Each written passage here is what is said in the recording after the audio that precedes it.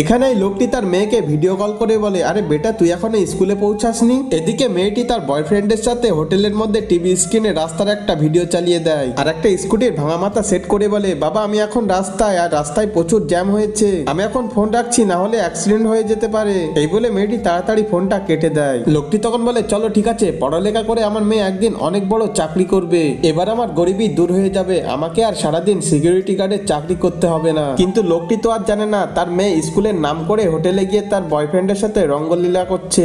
এই ছেলেটি তখন বলে, আরে কি হয়েছে, তোমার বাবা বুঝতে পারিনি তো? মেয়েটি তখন বলে, আরে কিভাবে বুঝবে, তোমার রুমে এত সুন্দর একটা সেটআপ আছে যেটা থেকে আমার বাবা বুঝতে পেরেছে যে আমি স্কুলে গিয়েছি, কিন্তু আমি তো স্কুলে যাইনি, আমি এখন তোমার সাথে মজা করব, তো চলো এবার কিছু খাবার অর্ডার করো। তখন তারা পিৎজা অর্ডার করে দেয়, তারপরে সেখানে ডেলিভারি গার্ল আসে। কিন্তু তারপরে ওই মেয়েটির সাথে যেটি হয় তা জানার আগে এই সুন্দর ছবিটিকে ভালোবেসে ভিডিওতে লাইক করে চ্যানেলটি সাবস্ক্রাইব করো। তারপরে ডেলিভারি গার্ল মেয়েটিকে ধরে ফেলে, কারণ সে তার ছোট বোন ছিল।